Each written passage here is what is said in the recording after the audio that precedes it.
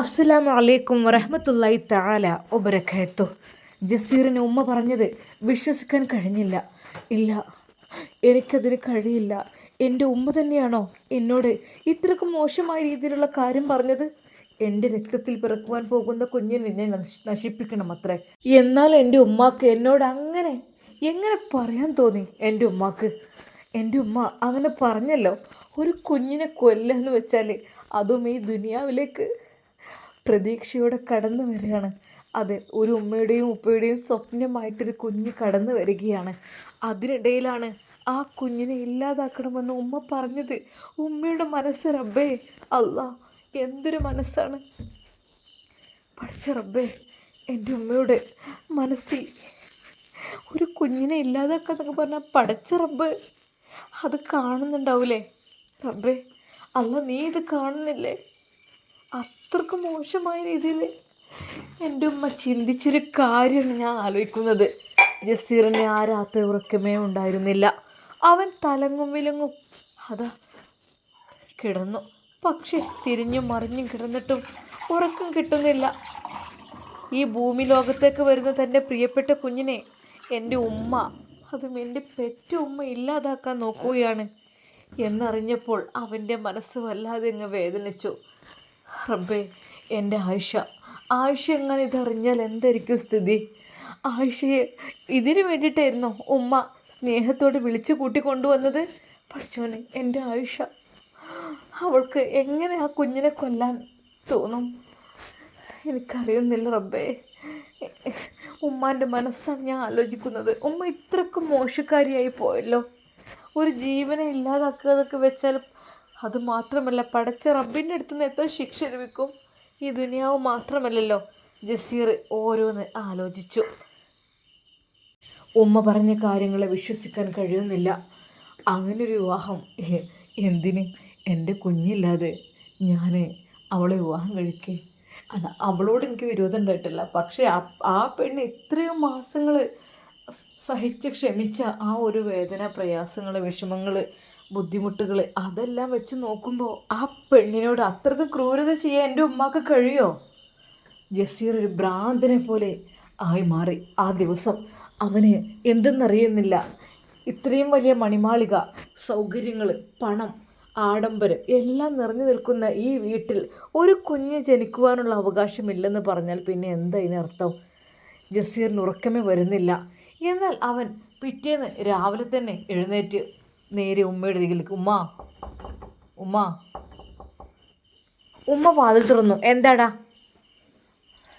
എന്നാൽ ജസീറിൻ്റെ കണ്ണുകൾ ചുവന്നിരിക്കുന്നു. ഉമ്മ എന്നാൽ പറഞ്ഞില്ലൊരു കാര്യം. ഒരിക്കലും ഉമ്മ ചെയ്യാൻ പാടില്ല. അതെങ്ങാനും ചെയ്തു കഴിഞ്ഞാൽ എന്താടാ നിനക്ക്? അവൾ നിൻ്റെ ഭാര്യയൊന്നുമല്ലല്ലോ. അവിഹിതത്തിൽ പിറന്ന കുഞ്ഞ് പുളിക്കൽ തറവാട്ടിൽ വേണ്ട. ഉമ്മയുടെ തീരുമാനം ഉറച്ചതായിരുന്നു. ജസീറിന് എന്ത് ചെയ്യണമെന്ന് അറിയുന്നില്ല. വല്ലാത്തൊരവസ്ഥ. അത് ശരിയാണ്, അവിഹിതത്തിൽ പിറന്നിട്ടില്ല, അവിഹിതത്തിലുണ്ടായ കുഞ്ഞ് തന്നെയാണ്. പക്ഷേ ഇപ്പോൾ പരിശുദ്ധമായ ഇസ്ലാമിലാണ് അവൾ ജീവിക്കുന്നത്. ഒരിക്കൽ പോലും നമ്മൾ അങ്ങനെ ചിന്തിക്കാൻ പോലും പാടില്ല. എടാ, ഒരു ഹിന്ദു പെണ്ണിൻ്റെ കുട്ടിനെ ഇവിടെ പ്രസവിക്കാൻ ഞാൻ സമ്മതിക്കൂല. ഒരിക്കലും അവൾ ഇപ്പോൾ ഹിന്ദുവല്ല, അവൾ മുസ്ലിമായി മാറിക്കഴിഞ്ഞു. അവൾ നല്ല രീതിയിൽ തട്ടമിട്ട് നടക്കുന്ന ആയിഷയാണിപ്പോൾ. ഒരിക്കൽ പോലും വേണ്ടാത്ത ചിന്തിക്കരുത്, പറയരുത്. ജസീറിൻ്റെ വാക്കുകൾ കേട്ട് ഉമ്മ ഉള്ളിൽ ചിരിച്ചിട്ട് പറഞ്ഞു. മോനെ, അതൊക്കെ ശരി തന്നെയാണ് ഈ പറയുന്നത്. പക്ഷേ മോനെ, നമുക്കിവിടെ ചില കാര്യങ്ങളൊക്കെ ഇല്ലേ, ചില നാണം മാനൊക്കെ എന്നൊക്കെ പറയണേ, അത് ഇല്ലാത്തവർക്കാണെങ്കിൽ കുഴപ്പമില്ല. അതും ഇത്ര വലിയൊരു തറവാട്ടിൽ. ഉമ്മയുടെ വാക്കുകൾ കേട്ട് ജസീറിന് ദേഷ്യവും സങ്കടവും ഒരുമിച്ച് വന്നു. അവനെ തന്നെ നിയന്ത്രിക്കാൻ കഴിയുന്നില്ല. ഇല്ല, ഉമ്മ സമ്മതിക്കില്ല. ആയിഷയോടത്തുള്ള ജീവിതം ഉമ്മ സമ്മതിക്കൂല. ഉമ്മക്കത് ഇഷ്ടമല്ല. എന്താ ജസീർ വിതുമ്പുകയായിരുന്നു. എന്നാൽ അതാ ഇനിയാണ് സംഭവിക്കാൻ പോകുന്നത്. പാവം ആയിഷയും ആമിനയും പതിവ് പോലെ അടുക്കളയിലെത്തി. അന്ന് ഉമ്മ അങ്ങോട്ടൊന്നും ചെന്നില്ല. കുറച്ച് സമയം അവിടെ റൂമിൽ തന്നെ നിന്നു. എന്നാൽ അതിനുശേഷം അതാ ആയിഷ ചായയുമായി ഉമ്മയുടെ അരികിലേക്ക് ചെല്ലുന്നു. ഇത് ചായ. ആയിഷ, നീ ഇങ്ങനെ ബുദ്ധിമുട്ടണ്ട. ഞാൻ പറഞ്ഞല്ലോ, ചായക്ക് ഞാൻ വന്ന് എടുത്തോളാം. എന്തിനാ നീ ഇങ്ങനെ ബുദ്ധിമുട്ടുന്നത്? ഉമ്മ അതിനെന്താ, നിങ്ങൾ ചായ കുടിച്ചോളി. ആ മോളെ, നിൻ്റെ ചായക്ക് നല്ല ടേസ്റ്റ് ഉണ്ട്. നല്ല സ്നേഹത്തോടു കൂടി അതാ ആ ഉമ്മ പറയുന്നു. എന്നാൽ ജസീറുമായി പറഞ്ഞതൊന്നും ഒരിക്കലും ഉമ്മ അവരോട് പറഞ്ഞില്ല. നിന്റെ കുഞ്ഞിനെ നശിപ്പിക്കണമെന്നോ കൊല്ലണമെന്നോ അല്ലെങ്കിൽ അങ്ങനെ ഒരു ജാരസന്ധതി ഇവിടെ വേണ്ടെന്നോ അങ്ങനെയൊന്നും പറഞ്ഞില്ല. പറഞ്ഞത് മുഴുവൻ ജസീറിനോടായിരുന്നു. എന്നാൽ ജസീർ വല്ലാതെ വിഷമിച്ചു. ഉമ്മ എനിക്ക് കുറച്ച് സമയം തരണം, തന്നേ തീരൂ. എന്താടാ? ഉമ്മ, എനിക്ക് ഒരു ട്രെയിനിങ്ങിൻ്റെ ഭാഗമായിട്ട് എനിക്ക് പുറത്തേക്ക് പോകണം ഒരു 15 ദിവസത്തിന്. ഓ അങ്ങനെ, ഈ പോയിക്കോ ഉമ്മ. പക്ഷേ സംരക്ഷിക്കണമല്ലോ. സംരക്ഷിക്കണം കേട്ടോ, സംരക്ഷിച്ചാൽ മതിയാവും. ആ അതൊക്കെ ഞാൻ ചെയ്തോളാം. ശരിക്കും ഉമ്മയുടെ മനസ്സിൽ വല്ലാത്ത സന്തോഷം തോന്നി. അതെ, 15 ദിവസത്തിന് എൻ്റെ മോൻ ട്രെയിനിങ്ങിന് പോവാണ്. പിന്നെ ഏതായാലും നല്ലൊരു ചാൻസ് തന്നെ ഒത്തു വന്നിരിക്കുന്നു. അങ്ങനെ അതാ പിറ്റേ ദിവസം അവൻ ഡ്രസ്സെല്ലാം എടുത്ത് ട്രെയിനിങ്ങിന് വേണ്ടി പോവുകയാണ്. ഒരു നിമിഷം തൻ്റെ ആയിഷയെ കണ്ടു. ആയിഷ, ആ ജസീർക്ക. ആയിഷ, ഞാൻ കുറച്ച് ദിവസം കഴിഞ്ഞിട്ട് വരുള്ളൂ. എങ്ങോട്ട് ജസീർക്ക? എനിക്ക് ട്രെയിനിങ് ഉണ്ട്, ട്രെയിനിങ്ങിന് വേണ്ടി പോവുകയാണ്. ഇൻഷാ അല്ലാഹ് കാത്തിരിക്കണം കേട്ടോ. അല്ലാഹു ഹൈറിലാക്കട്ടെ. അങ്ങനെ അത് ജസീർ മനമില്ലാ മനസ്സോടെ വിതുമ്പുന്ന ഹൃദയത്തോടെ പുളിക്കൽ തറവാട്ടിൽ നിന്നും പടിയിറങ്ങുന്നു. എന്നാൽ അവൻ പടിയിറങ്ങുമ്പോൾ മറ്റൊരു ചിരി അവിടെ ചിരിക്കുന്നുണ്ടായിരുന്നു. കാര്യം മറ്റൊന്നുമല്ല, അത് ജസീറിൻ്റെ ഉമ്മയായ നഫീസയായിരുന്നു. അവൾ എന്താണ് മനസ്സിൽ കണ്ടിട്ടുള്ളത് എന്നറിയില്ല. ജസീർ പടിയിറങ്ങിപ്പോയി. അതെ, അവന് ട്രെയിനിങ്ങിൻ്റെ ഭാഗമായിട്ട് ദൂരേക്ക് പോകണം. എന്നാൽ ഈ സമയം അതാ ജസീറിൻ്റെ ഉമ്മ ആയിഷയോട് പറയുന്നു. ആയിഷ. ആ എന്തോ ഉമ്മ? ആ പിന്നെ ഞാൻ ഒരു കാര്യം പറയാം. നിങ്ങൾക്ക് കുറച്ചുകൂടി പഠിപ്പ് ബാക്കിയുണ്ട്. അതായത് ഒരു മുസ്ലിമ എന്നൊക്കെ പറഞ്ഞാൽ ഇത്രയൊന്നുമല്ല, കുറച്ചും കൂടി ഉണ്ട് ബാക്കി. അപ്പോൾ പിന്നെ അതും കൂടി പഠിക്കണം. പിന്നെ ഈ തറവാട്ടിലേക്ക് മരുമകളായി വരുമ്പോഴേ പകുതി പഠിച്ച് ഇസ്ലാം മതം സ്വീകരിച്ച് വരിക എന്നൊക്കെ പറഞ്ഞാൽ അത് ഞങ്ങൾക്കൊരു മാനക്കേടാണ്. അപ്പോൾ നല്ല മട്ടത്തിൽ അതിൻ്റേതായ രീതിയിൽ ഈ ഉമ്മയും പഠിക്കണം. നിങ്ങൾ 2 പേരും അങ്ങനെ പഠിക്കണം. എന്നെങ്കിലും മാത്രമേ നല്ല രീതിയിൽ നിങ്ങൾക്ക് ഇവിടെ നിൽക്കാൻ പറ്റുള്ളൂ. കാരണം ഇനി കല്യാണം എന്തൊക്കെ ആയിക്കഴിഞ്ഞാൽ ഒരുപാട് ആളുകളൊക്കെ ഉണ്ടാകും. അപ്പോൾ പിന്നെ ഓരോരുത്തരും എന്നോട് എന്തെങ്കിലും ചോദിക്കും പറയുകയൊക്കെ ചെയ്യുമ്പോഴേ എനിക്ക് നല്ല മണിമണിയെ ഉത്തരം പറയാനും കൂടി വേണ്ടിയിട്ടും ഈ ഒരു പുളിക്കൽ തറവാടിൻ്റെ മാനം കാക്കാൻ വേണ്ടിയിട്ടും അതെ, നിങ്ങളൊന്നും കൂടി പഠിക്കാൻ പോകണം. ഉമ്മ എങ്ങോട്ട്? എല്ലാം പഠിച്ചതാണല്ലോ. മോളെ, അത് പറഞ്ഞിട്ട് കാര്യമില്ല. ആമിനോ, ഇവിടെ വാ. എന്ത് താത്ത? അതെ, എനിക്ക് പറയാനുള്ളത് എന്താ വെച്ചാൽ നിങ്ങൾ 2 പേരും ഒന്നും കൂടി പഠിക്കണം. ഞങ്ങൾ പഠിച്ചതാണല്ലോ, ഞങ്ങൾ പഠിച്ച് പരീക്ഷയൊക്കെ എഴുതി ഞങ്ങൾക്ക് മാർക്ക് കിട്ടിയതാണ്. അത് ശരി, അത് പറഞ്ഞിട്ട് കാര്യമില്ല. പുളിക്കൽ തറവാട്ടിൽ നിൽക്കണമെങ്കിൽ ഒന്നും കൂടി ഒന്ന് റെഡി ആവാനുണ്ട്. നിങ്ങളുടെ നല്ല പിഴവ് വരുന്നുണ്ട്, ഒന്നും കൂടി റെഡി ആവാണ്ട്. പിന്നെ ഞാൻ ഒരു കാര്യം പറയാം. നിങ്ങൾ 2 പേരും ഒരു ഏകദേശം 2 ആഴ്ചത്തെ ക്ലാസ്സൊക്കെ ഉണ്ടാവുള്ളൂ. അത് കഴിഞ്ഞിട്ട് ഇങ്ങോട്ട് തിരിച്ചു വരാം കേട്ടോ. ഇന്ന് ഒരു വണ്ടി വരും, ഏകദേശം ഒരു 10-12 മണിയാകുമ്പോഴേക്കും. ആ വണ്ടിയിൽ നിങ്ങൾ കയറിപ്പോകണം. ആ വണ്ടിയിൽ കയറിപ്പോയി കഴിഞ്ഞാൽ നിങ്ങൾ ആ കോളേജിൽ അത് അവരവിടെ എത്തിക്കും. മനസ്സിലായല്ലോ? ഇനിയിപ്പോൾ അതിൻ്റെ ആവശ്യമുണ്ടോ? പിന്നെന്താ, അതിൻ്റെ ആവശ്യമില്ലാതെ നിങ്ങൾ ഇങ്ങോട്ട് ചോദിക്കേണ്ട ആവശ്യമില്ല. നിങ്ങളെങ്ങോട്ടേക്ക് കയറ്റി കൊണ്ടുവന്നപ്പോൾ നിങ്ങളെന്താ മെക്കെട്ട് കയറുകയാണോ? ഉമ്മ ശരിക്കും ഉച്ചത്തിലാണത് പറഞ്ഞത്. അല്ല, വേണ്ട ഉമ്മയൊന്നും പറയണ്ട, ഞങ്ങൾ പോയിക്കോളാം. ഞങ്ങൾ 15 ദിവസത്തെ പഠനത്തിന് വേണ്ടി പോയിക്കോളാം, കുഴപ്പമില്ല. ഉമ്മ അല്പം ദേഷ്യപ്പെട്ടപ്പോൾ അവരത് സമ്മതിക്കുകയായിരുന്നു. അങ്ങനെ അതാ അന്ന് രാത്രി കൃത്യം 12 മണി. ആയിഷക്കും ഉമ്മക്കും എന്തെന്നില്ലാത്ത ഭയമുണ്ടായിരുന്നു. കാരണം അവർ പറഞ്ഞത് പകല് പോയി കഴിഞ്ഞാൽ ആളുകളൊക്കെ കാണും. പിന്നെ അതുമല്ല, പിന്നെ നിങ്ങളുടെ ഫാമിലി, ഹിന്ദു ഫാമിലി കണ്ടു കഴിഞ്ഞാൽ അത് വല്ലാത്തൊരു പ്രശ്നം ആയി തീരും. അതുകൊണ്ട് അതാണ് പകല് പോകാത്തത്. പിന്നെ രാത്രി പോകുന്നത് തന്നെ നല്ലത് എന്നൊക്കെ ഉമ്മ ഓരോന്ന് പറഞ്ഞ് സെറ്റാക്കി കൊടുത്തിട്ടുണ്ട്. എന്നാൽ പാവം ജസീർ ഇതൊന്നും അറിയുന്നില്ല. ട്രെയിനിങ് എല്ലാം കഴിഞ്ഞ് തൻ്റെ പ്രിയപ്പെട്ട ആയിഷയെ കാണണം. പ്രസവം കഴിഞ്ഞ ഉടൻ നിക്കാഹ്, അങ്ങനെയുള്ള ചിന്താഗതികളിലായിരുന്നു അവൻ്റെ മനസ്സ്. ആയിഷ, കാത്തിരിക്കാം ഞാൻ നിനക്ക് വേണ്ടി. നമ്മുടെ കുഞ്ഞിനെയും കൂട്ടി അതാ നല്ലൊരു ജീവിതം നമുക്ക് ജീവിക്കണ്ടേ ആയിഷ? ആയിഷ, നീ എൻ്റെ കരളിൻ്റെ കഷ്ണമല്ലേ? ജസീറിന് ആയിഷയോടുള്ള അടങ്ങാത്ത പ്രണയം അതാണൊരു പക്ഷേ അവനെ ഗർഭിണിയാക്കിയതും. എന്ത് ചെയ്യാൻ, എന്തൊക്കെ തന്നെയല്ല, അവർ നല്ല രീതിയിലായല്ലോ. റബ്ബേ, ഇനി കുഴപ്പമൊന്നും ഇല്ലാതിരുന്നാൽ മതിയായിരുന്നു.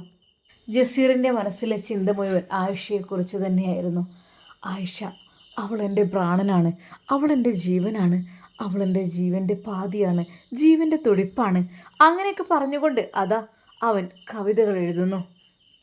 15 ദിവസം ആയിഷയെ വിട്ടുപിരിഞ്ഞ് നിൽക്കുകയെന്ന് വെച്ചാൽ അതവൻക്ക് വല്ലാത്തൊരു വിഷമം തന്നെയായിരുന്നു. ആയിഷ, ഈ രാത്രിയുടെ യാമങ്ങളിൽ ഞാൻ നിന്നിൽ അലിഞ്ഞു ചേരുവാൻ വേണ്ടി കൊതിക്കുന്നു. പക്ഷേ ഒരിക്കലും സമ്മതമല്ലല്ലോ. ഹലാലാക്കി നിക്കാഹ് കഴിച്ചിട്ട് ഇൻഷാ അല്ലാ ഇതുപോലുള്ള സാഹചര്യത്തിൽ നമുക്ക് ജീവിക്കണം. നീ ഇല്ലാത്തൊരു ജീവിതം എനിക്ക് ആലോചിക്കാൻ കൂടി കഴിയുന്നില്ല എൻ്റെ ആയിഷ. ആയിഷ, നീ സുന്ദരിയാണ്. നീ എത്രമാത്രം സുന്ദരിയാണെന്ന് എനിക്കെൻ്റെ ഉൾക്കണ്ണുകൾ കൊണ്ട് നോക്കി കാണുന്നുണ്ട് ഞാൻ. ആയിഷ, നിൻ്റെ സൗന്ദര്യം അതെല്ലാം എനിക്കുള്ളതല്ലേ, അത് മറ്റൊരാൾക്കും കൊടുക്കാനുള്ളതല്ലല്ലോ എന്ന് പറഞ്ഞുകൊണ്ട് അവൻ ഓരോന്ന് എഴുതുന്നു, ഓരോ കവിതകൾ എഴുതുന്നു, ഓരോന്ന് വായിക്കുന്നു. ആയിഷ, നീ ഇല്ലാത്ത ജീവിതം എനിക്ക് ആലോചിക്കാൻ കഴിയുന്നില്ല അപ്പുറമാണ് ആയിഷ. നിൻ്റെ മനോഹരമായ കണ്ണുകളിൽ, അതെ, അതിനാണ് ഞാനങ്ങ് വീണുപോയത് ആയിഷ. എങ്കിലും ഹിദായത്തിൻ്റെ വഴിയിലേക്ക് നീ വന്നതും വലിയൊരു സന്തോഷം ആയിഷ. അങ്ങനെ അവളെക്കുറിച്ചുള്ള ഒരുപാട് കാര്യങ്ങൾ അവൻ എഴുതി തുടങ്ങുകയാണ്. എന്നാൽ വീട്ടിൽ ഉമ്മ മെനഞ്ഞുണ്ടാക്കുന്ന കഥകളും കാര്യങ്ങളുമൊന്നും അവൻ അറിയുന്നേയില്ല. പാവം ആയിഷയും ഉമ്മയും ഭയന്നിട്ടുണ്ട്. കാരണം ഇവിടുത്തെ മുതലാളിച്ച ഉമ്മയുടെ ഓർഡറാണ്. അതിനനുസരിച്ച് ഒന്നും അതിനപ്പുറത്തേക്കായിട്ട് ഒന്നും ചെയ്യാനും ചിന്തിക്കാനും പോലും പാടില്ല. സമയം അതാ രാത്രി ഏകദേശം 11 മണിയോടടുക്കുന്നു. എന്നാൽ അതാ ഉമ്മ ഏൽപ്പിച്ച ആ വാഹനം ഇതുവരെ എത്തിയിട്ടില്ല. ഏകദേശം 12 മണിക്കാണ് വരാൻ വേണ്ടി പറഞ്ഞത്. ഉമ്മയുടെ മനസ്സിൽ പല ചിന്തകൾ. അവർ പുളിക്കൽ തറവാട്ടിലങ്ങ് വാഴുക, ഒരാൾ ഗർഭിണിയായിട്ട് മരുമകളായിട്ട് വരിക, മറ്റേ ആൾ മുസ്ലിമായിട്ട് വേലക്കാരി. എന്തൊക്കെ പ്ലാനിങ് ആയിരുന്നു. അവർക്കിവിടെ അങ്ങ് സുഖിക്കണം, അതായിരുന്നു ഉദ്ദേശം. നടക്കില്ല മക്കളെ. പുളിക്കൽ തറവാട്ടിലെ ഏതോ ഹിന്ദുക്കൾ വന്ന് മുസ്ലിമായി കയറ്റി ഇരുത്താൻ മാത്രമൊന്നും പൊട്ടത്തിയല്ല ഈ നഫീസ. ജസീറിൻ്റെ വിചാരം അവളെ അങ്ങ് കെട്ടിക്കൂടെ പൊറപ്പിക്കാന്നാ. പെണ്ണ് സൗന്ദര്യം കാര്യങ്ങളൊക്കെ ഉണ്ട്, പറഞ്ഞിട്ടെന്താ. എനിക്ക് തീരെ പറ്റിയിട്ടില്ല അവരൊന്നാ കാട്ടിക്കൂട്ടിയത്. അതുകൊണ്ട് എൻ്റെ ജസീറെ, ഒരിക്കലും നിങ്ങൾ തമ്മിൽ ഒരുമിപ്പിക്കാൻ ഞാൻ സമ്മതിക്കില്ല. നിൻ്റെ പെറ്റ തള്ളാണ് ഈ പറയുന്നത്. ഒരിക്കൽ പോലും സമ്മതിക്കില്ലടാ, സമ്മതിക്കില്ല. ജസീർ ഇതൊന്നും കേൾക്കുന്നില്ല. ഉമ്മയുടെ ഈ ഒരു അപായങ്ങൾ, ഉമ്മയുടെ അത്രക്കും മനസ്സിലെ ദുഷ്ടത്തരങ്ങളാണ് പുറത്ത് വന്നുകൊണ്ടിരിക്കുന്നത്. എന്നാൽ അതാ അന്ന് സമയം ഏകദേശം പാതിരാത്രിയായി തുടങ്ങുന്നു. ഉമ്മ ഉറങ്ങിയിട്ടില്ല, കാതോർത്തിരിക്കുകയാണ്. ഒരു വാഹനത്തിൻ്റെ ശബ്ദം ഗേറ്റ് കടന്നകത്തേക്ക് വന്നു. ആ വന്നോ? എവിടെ കക്ഷികൾ? എങ്ങോട്ടോ കൊണ്ട് വിടേണ്ടത് അതും കൂടി പറയാൻ കേട്ടോ. അതെ, അതൊക്കെ പറയാം. പിന്നെ പഠിക്കാൻ വിടുകയെന്നാണ് പറഞ്ഞത്. അതായത് തെരുവിൽ കൊണ്ടുപോയിട്ടോ. തെരുവിൽ വെച്ചാൽ ഒരുപാട് ആൾക്കാരുണ്ടാവില്ലേ. ഇവിടെ അടുത്തൊന്നും വിടല്ല കേട്ടോ, കുറച്ച് വിട്ട്. അതായത് ഈ ആഴ്ച നടക്കണ പോലെ ചെറിയ ചെറിയ കൊച്ചു ചെറ്റ കുട്ടികളുണ്ടാവും, അവിടെ 2 കൊണ്ടുപോയിട്. അതാ വേണ്ടത്. പിന്നെ ഒരിക്കൽ പോലും തിരിച്ച് വീട്ടിലേക്ക് വരാൻ പറ്റാത്ത രീതിയിലുള്ള വഴിയും സെറ്റാക്കണം കേട്ടോ. മനസ്സിലായില്ലേ? വഴി സെറ്റാക്കണം എന്ന് വെച്ചാൽ ഒരിക്കൽ പോലും അറിയരുത്. അതാണ് ഞാൻ പറഞ്ഞ ഇരുട്ടത്ത് കൊണ്ടുപോകാൻ. തിരിച്ചു വരരുത്. പിന്നെ ഒരു വിധത്തിലും പോലീസ് കേസ് കാര്യങ്ങളൊന്നും ഇല്ലാത്ത രീതിയിലുള്ള ഇതാണോ. അവരെ നല്ല രീതിയിൽ അവിടെ കൊണ്ടുപോയിടുക എന്ന് മാത്രമാണ് നിനക്കുള്ളത്, വേറൊന്നുമില്ല കേട്ടോ. ഞാൻ പറഞ്ഞു കോളേജിലേക്ക് കൊണ്ടാക്കിയതാണെന്ന് നീ പറയും. ഓക്കെ ശരിയല്ലേ? ശരി. എന്നാൽ പെട്ടെന്ന് തന്നെ നോട്ട് കെട്ടുകൾ എടുത്തുകൊണ്ട് അയാളുടെ കൈകളിൽ ഏൽപ്പിക്കുന്നു. ഇതാട്ടോ പറഞ്ഞതുപോലെ, ഒരു സംശയവും തോന്നാത്ത രീതിയിൽ വേണം, മനസ്സിലായല്ലോ? അങ്ങനെ അതാ അപ്പോഴേക്കും ആയിഷയുടെ റൂമിനരികിലേക്ക് ആയിഷ ആമിന, പിന്നെ നിങ്ങൾക്ക് പോകാനുള്ള വണ്ടി വന്നിട്ടുണ്ട് കേട്ടോ. അതിൽ കയറിക്കോളി നിങ്ങൾ. പിന്നെ അപ്പോഴേക്കും എന്താ പറയുക, കല്യാണത്തിൻ്റെ കാര്യം അതല്ല അത്ര നിൽക്കേണ്ട 2 ആഴ്ചയല്ലേ. കല്യാണക്കാരും ഇതൊക്കെ വരുമ്പോഴേ ഒന്നും കൂടി റെഡി ആവാനൊക്കെ വേണ്ടിയിട്ടേ. അല്ലെങ്കിൽ ഈ തറവാടിന് മോശമാണതേ. അതാണ് എനിക്ക് നിങ്ങളോട് സ്നേഹം കൊണ്ട് പറയാണ്. മനമില്ല മനസ്സോടു കൂടി അവർ അതാ ആ വാഹനത്തിലേക്ക് കയറുന്നു. ഒരിക്കൽ പോലും അവർക്കറിയുന്നില്ലായിരുന്നു അതൊരു ചതിയിലേക്കാണ് കൊണ്ടുപോകുന്നത് എന്നുള്ളത്. ആ ഡ്രൈവറെ കണ്ടപ്പോൾ തന്നെ അല്പം ഭയം തോന്നി. എങ്കിലും അവർ ഭയന്ന് വിറച്ച് ആ വാഹനത്തിൽ കയറി. ഇൻഷാ അല്ലാഹ് നമുക്കിതിൻ്റെ ബാക്കി ഭാഗം നാളെ കാണാം. അതുവരേക്കും എല്ലാവർക്കും അസ്സലാമു അലൈക്കും വറഹ്മത്തുള്ളാഹി തആല വബറകാതുഹു.